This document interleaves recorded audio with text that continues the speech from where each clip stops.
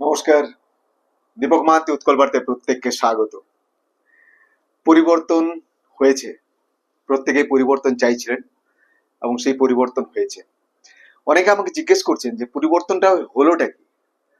মানে মন্ত্রিসভা গঠন হয়েছে, মাত্র 5 জন মন্ত্রিসভায় এসছেন, আরো সপ্তাহখানেকের মধ্যে সমস্ত মন্ত্রিসভা গঠন হয়ে যাবে।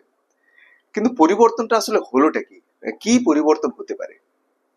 আমার যা মনে হয়েছে, আমি এই 10 মিনিটের মধ্যে যে পরিবর্তনের কথাটা বলছি, আমরা অনেকে আমার সঙ্গে একমত হবেন, অনেকে হবেন না। আমার যা মনে হয়েছে যে পরিবর্তন হয়েছে আমাদের একটা ভয়ের, একটা চারদিকে না একটা ভয়ের বাতাবরণ তৈরি হয়ে গেছিল। দেখুন, 2011-র আগে 2009-10 যে সময়, সে সময়ও গ্রামে গঞ্জে এই সিপিএম এর অত্যাচারে মানুষ তখন মানে কি দিশেহারা।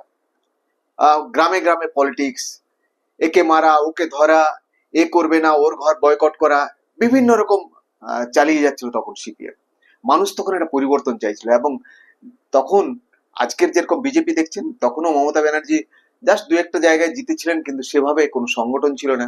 কিন্তু ম্যাসিভ হারে একটা ভোট পড়ে বামফ্রন্টের 35 বছরের শাসনকে উড়িয়ে দিয়েছিল। তাতে মমতা ব্যানার্জির যত না কৃতিত্ব ছিল না, তার চেয়ে বেশি কৃতিত্ব ছিল সেই মানুষগুলোর যারা নির্যাতিত হয়েছিল, যারা ভেবেছিলেন পরিবর্তন করবই। এবারেও কিন্তু ঘটনাটা তাই।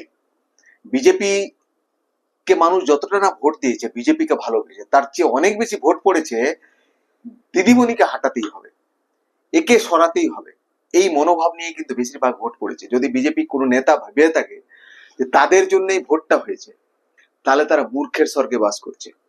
কারণ ঘটনা তাই, বিজেপি এমন কিছু জুজু দেখায়নি যে তাকে ভোটটা সব এইভাবে পড়ে যেত। এটা পড়েছে একটা এন্টি ইনকমবেন্সি। একটা মানুষ চাইছিল যে আর নয়, অনেক হয়েছে, এই দুর্নীতি, এই ভয়, মানুষের কথা বলার যেন স্বাধীনতা নষ্ট হয়ে যাচ্ছিল, চারদিকে একটা চাপ চাপ অনুভব করছিল। ফলে প্রত্যেকে ভাবছিল একটা পরিবর্তন দরকার, এবং সেই পরিবর্তন হয়েছে। একটা জিনিস আমি লক্ষ্য করেছিলাম, এই দুদিন আগে নোয়াপাড়া স্টেশন, আপনারা জানেন যে দমদমের পরের স্টপেজটা হচ্ছে নোয়াপাড়া। সেখানে মেট্রো থেকে নেমে আমি একটা জায়গায় হেঁটে যাচ্ছিলাম, একটা গলির মধ্যে দিয়ে যাচ্ছিলাম, রেল লাইনের ধারে।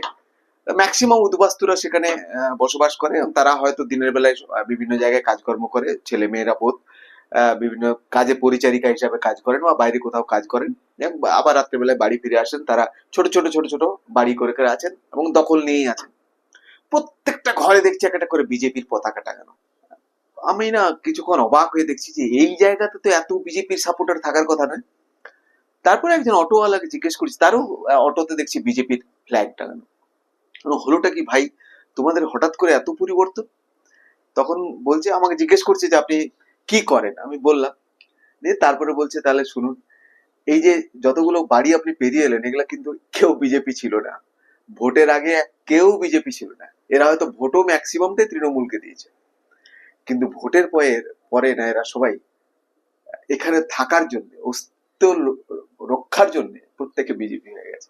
তারপরে একটা জায়গা দেখাচ্ছিল আমাকে, সেখানে দেখছি ডাই করে তৃণমূলের সব ফ্ল্যাগ জমা হয়ে পড়ে আছে। মানে প্রায় দু ট্রাক হয়তো সেখানে হবে তৃণমূলের ফ্ল্যাগ, মানে ওয়েস্টেজে ফেলে রেখে দিয়েছে। অটো ইউনিয়ন গুলো তাই হয়েছে, সঙ্গে সঙ্গে পাল্টে গেছে।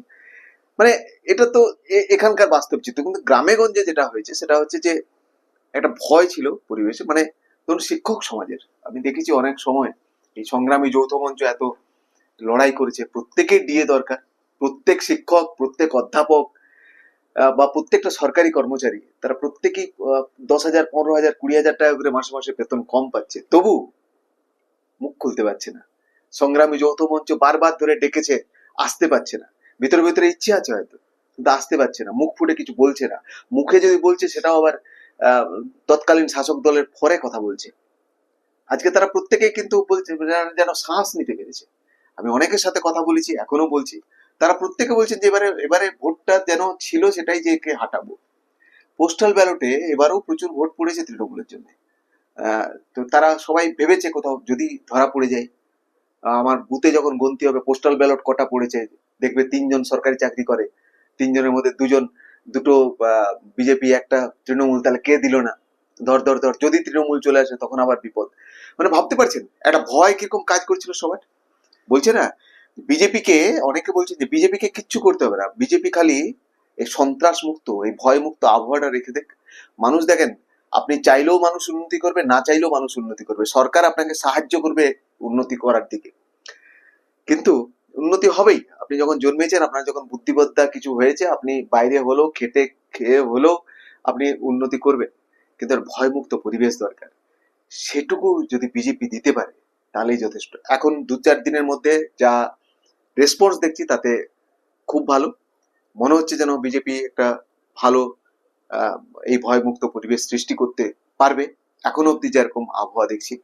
এবং যেহেতু এটা আহ, সারা ভারতবর্ষের দল, এবং দেখেন ভারতবর্ষে তো দুটোই ন্যাশনালিস্ট পার্টি, সবচেয়ে বড় একটা কংগ্রেস, একটা বিজেপি।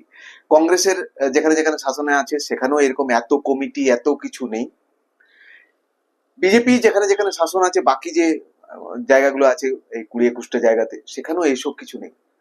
আমি আমার আশা যে এখানেও এই যে কমিটি, দুনিয়ার ছত্রছত্রে কমিটি যেটা সিপিএম তৈরি করে রেখেছিল তাদের নেটওয়ার্কটাকে শক্ত করার জন্য, এবং এক গাদা লোককে বিভিন্ন জায়গায় এনগেজ করে দিচ্ছিল পার্টিটাকে শক্ত করার জন্য, এত কিসের কমিটি দরকার? এত কমিটি বা কিসের দরকার হবে? একটা প্রশাসন চলবে, এত কমিটি কিসের? দুম করে 1 লাখ 1.5 লাখ 2 লাখ, আজকে 238 জনের চাকরি চলে গেল একটা একটা কলমের খোঁচাতে। এগুলো সব ছিল রিটায়ার্ড করে গেছিল, তারপর বিভিন্ন পদে তাদেরকে বসিয়ে দেওয়া হয়েছিল। তাদের মাসিক বেতন ভাবেন আপনি, 50,000, 60,000, 80,000, 1 লাখ টাকা গাড়ি দৌড়াচ্ছিল সব। এক একটা সরকার কত টাকা লস হচ্ছিল ভাবেন তো, প্রত্যেকটা জায়গাতে একই জিনিস হয়ে আছে। এটা এর খালি একটা চাপে রাখার জন্য, পুলিশ থেকে আরম্ভ করে প্রশাসন থেকে আরম্ভ করে প্রত্যেক জায়গায় একই হাল ছিল। এটুকু যদি বিজেপি করে না, তাহলে অনেকটা হবে, অনেকটা কাজে লেগে যাবে। পশ্চিমবঙ্গে একটা দরকার, সেটা হচ্ছে ভয়মুক্ত পরিবেশ। সিপিএম যাওয়ার পরে তৃণমূল যখন প্রথম এসেছিল, আমি তো দেখেছি মানুষের উন্মাদনাটা।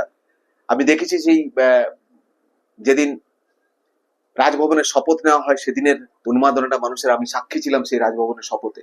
তারপর মমতা ব্যানার্জি হেঁটে মহাকরণে যাচ্ছেন, সেই বিশাল জনতা, এটা তো চোখের সামনে দেখেছি। সেই মানুষের উদ্বেগ, তখনও মনে হয়েছিল যে মানুষ একটা বিরাট স্বাধীনতা পেল। তারপর ধীরে ধীরে 2013, 2014 পর থেকে শুরু হলো প্রশাসনিক চাপ, বিভিন্ন রকম তৃণমূল যেন আরো বড় সিপিএম এর যে জুতোয় পা গলিয়েছিল তার চেয়েও বড় জুতোয় তৃণমূল পা গলিয়ে দিল। এক একজন শিক্ষকদের দেখেছি, কালকে আমাকে একজন শিক্ষক বলছিলেন যে সংগ্রামী যৌথ মঞ্চের একটা বন্ধের দিনে তারা বন্ধ করছিলেন ডিআই অফিসে, বাঁকুড়ার ঘটনা। হঠাৎ করে দেখছেন একজন টিচার, তাদের সহকর্মী, তিনি শাসক দলের নেতা, তিনি মোটরসাইকেল চালিয়ে ওই যে মাস্টারমশাইরা বসেছিলেন তার মাঝে বম বম বম বম করে চলে গেলেন আর কি। মানে অ্যাজ ইট ইজ, মানে তোদের এটা সমর্থন করি না। তো বলছেন আমাদের খারাপ লাগছিল, করুণা হচ্ছিল দেখে, যে ডিএটা বাড়লে তারও ডিএ বাড়বে, এবং 7th পে কমিশন হলে তারও 7th পে কমিশনে সেও টাকাটা নিয়ে ঘর ঢুকবে, তারও বাচ্চাদের পরবরিশ সেটাতেই হবে। কিন্তু তবু কোন এক উদগ্র আকাঙ্ক্ষায় তারা কিন্তু এটা করছিল। এবং সবচেয়ে মজার কথা বলছে যে 4 তারিখে রেজাল্ট বেরোনোর পরে তার ফেসবুক পোস্টে প্রথম দেখলাম সেও গেরুয়া ফেটটি বেঁধে সবাইকে বলে বেড়াচ্ছে, আরে আমি তো চাপে পড়ে করছিলাম, আমি তো অরিজিনালি এবারে ভোটটাও দিয়েছি বিজেপিকে। ভাবতে পারছেন? এই এই যে চাপ মুক্ত পরিবেশ, এটা দরকার ছিল। এরা প্রত্যেকটা প্রশাসনিক লেভেলে পুলিশদের সাথে অনেকের সাথে কথা বলেছি, প্রত্যেকে চাইছিলেন না পরিবর্তন, দেখছিলেন যে কিভাবে পুরো সমাজ ধ্বংস হয়ে যাচ্ছে, পুরো রাজ্যটা ধ্বংস হয়ে যাচ্ছে এই চাপের ফলে। ফলে এই একটা বিরাট স্বস্তি হয়েছে। তৃণমূল কি করেছে না করেছে সেই ঘেটে এখন খুব একটা লাভ হবে না, কিন্তু বিজেপি যদি এইটা করতে পারে, যে একটু মানুষকে স্বস্তি দিতে পারে, অন্তত এই কমিটি যে টোল ট্যাক্স বিভিন্ন জায়গায় লাগছে, আজকেই ঘোষণা হয়েছে বিভিন্ন টোল ট্যাক্স গুলো উঠিয়ে দিতে। এই যে ধরুন বীরভূমে 14 জায়গায় টোল ট্যাক্স লাগতো মানুষদেরকে, ভাবেন তো আপনি, সব জায়গায় লাগে, পুরুলিয়া বাঁকুড়া যেখানে দেখবেন প্রত্যেকটা জায়গাতেই টোল ট্যাক্স লাগে। কেন? কি কারণে? এর একটা বড় মানে রহস্য এটার মধ্যে, কোথায় যেত এই টাকাটা? জানি না তদন্ত কতটা কি হবে। সুজিত বসু আজকে যে ইটিতে ঢুকেছে, আপনারা কতটা জানেন কিনা, ওই যে সামান্য 2-4 জন পুরসভার নিয়োগ হয়েছে, এ তো কম টাকা। শুনছি সুজিত বসুর যা সোনা আছে তাতে একটা কলোনি গড়ে উঠবে, যা টাকাটা করেছে। একজন রোল বিক্রেতা, আর কোনো কিছু নেই তার, সে যে টাকাটা করেছে আপনি চিন্তা করতে পারেন। এই এই এটা শুধু সুজিত বসু তো একটা, এরকম সুজিত বসু প্রচুর পাবেন, প্রচুর। এর তো কলকাতায় আপনি ডিস্ট্রিক্ট গুলোতে দেখুন, এক একজন আধিকারিককে দেখুন দিয়ে, এক একটা ভূমি সংস্কার দপ্তরের বিএলআরওদের সম্পত্তি খতিয়ে দেখুন, এক একজন পুলিশ অফিসারের সম্পত্তি খতিয়ে দেখুন, এক একজন চেয়ারম্যান যারা ছিলেন তাদের সম্পত্তি খতিয়ে দেখুন, বিভিন্ন কমিটির যারা হেডে ছিলেন তাদের সম্পত্তি খতিয়ে দেখা দরকার, বিভিন্ন শিক্ষক যেগুলো শাসক দলের হয়ে নেতাগিরি করতেন তাদের সম্পত্তি খতিয়ে দেখা দরকার। দেখবেন আপনি অবস্থাটা কোথায় যাবে, মানে চিন্তা করতে পারবেন না কি লুট চলেছে আর কি। মানুষ সেই স্বস্তিটা চাইছে, মানুষ আর কিচ্ছু চায় না, এই স্বস্তিটা চায়। এই লুটের কত টাকা ফিরে আসবে সেই নিয়ে কেউ খুব একটা ঘাবড়াচ্ছে না, কিন্তু দরকার যেটা সেটা হচ্ছে মানুষের একটা স্বস্তির পরিবেশ, যে স্বস্তিটা দিয়ে মানুষ আগামী দিনে আগামী প্রজন্মটা ভালো থাকবে। কোথায় যেন বিবেকবোধ হারিয়ে যাচ্ছিল, মানুষের সাথে সম্পর্ক, কথা বলতে ভয় হতো। ধরুন চারটে মানুষ একটা ঠেকে গল্প করছে, হঠাৎ করে একজন চলে এলো, সবাই সাইলেন্ট হয়ে গেল। সে কিন্তু ধমকাতেও আসছে না, চমকাতেও আসছে না, কোন এক অজানা হয়ে পাছেও আমাদের এই আলোচনাটা শুনে ফেলে। এটা হতো, গ্রামে গঞ্জে হয়েছে, এটা পাড়ায় পাড়ায় হয়েছে। দোকানগুলো নাজেহাল হয়ে গেছিল আপনার এই তোলাবাজিতে। কলকাতাতে যত্রতত্র আপনি সাইকেলটা রেখে গেলেন কি মোটরসাইকেলটা রেখে গেলেন, চলে এলো একজন, 1 ঘন্টা 30 টাকা দেন। কোথায় ভাই নোট, কোথায় কার ইয়েতে অর্ডারে, কোনো কিছু নেই, সব দাদা উনি উনি বলেছেন বিভিন্ন রকম। এ অদ্ভুত হয়ে যাবে, এটা দাদার অনুগামী আমরা, মানে এক অদ্ভুত জিনিস চলছে। এই জিনিসগুলো যদি বিজেপি বন্ধ করতে পারে তাহলে কিন্তু মানুষ অনেকটা অনেকটা নিস্তার পাবে। শিল্প আসবে, কর্মসংস্কৃতিটা ফিরুক, মানুষের এই ভয়মুক্ত পরিবেশটা আসুক, শুধুমাত্র জয় শ্রীরাম না করে, হল্লাবাজি না করে মানুষকে ভয়মুক্ত পরিবেশে কাজ করতে দিন। ভালো থাকবেন সবাই, সবাইকে বিশ্বাস করুন, সম্পর্কগুলো যেগুলো নষ্ট হয়ে গেছে রাজনীতির কারণে সবাই জুড়ুন, ভয়মুক্ত পরিবেশে বাঁচুন সবাই, আর দয়া করে অনৈতিক কাজ গুলো বন্ধ করুন, অনৈতিক কাজ বন্ধ করুন, দেখবেন অনেকটা চাপমুক্ত হয়ে বাঁচবেন। কি দরকার, মাথা উঁচু করে বাঁচুন, পরিবারের জন্য খুব কম টাকা হলেই পরিবার চলে যায়, ভালোভাবে চলে যায়, সেটুকু করুন। অগাধ সম্পত্তি বানিয়ে কোথাও নিয়ে যাবেন না, সব এখানে পড়ে থাকবে। আপনার ছেলে মেয়েদের জন্য তারা নিজেরা করে খেতে পারবে, যতটুকু না করে দিলে নয় ততটুকু করুন, ভালো শিক্ষা দিন, আত্মীয় স্বজনকে সাথে হই হই করে বাঁচুন, এটুকুই আমার বলার। ধন্যবাদ, ভালো থাকবেন সবাই। যদি ভালো লাগে অবশ্যই আমার এই ছোট্ট পেজটিকে একটু ফলো করবেন, লাইক করবেন, সাবস্ক্রাইব করবেন, এবং কমেন্ট করে জানাবেন হচ্ছে কিরকম। আপনাদের অনুপ্রেরণা বলবো না, কারণ মুখ্যমন্ত্রী বলে দিয়েছেন অনুপ্রেরণা বলা বন্ধ। আপনাদের ভালোবাসাই আমার পাথেয়। ধন্যবাদ, ভালো থাকবেন।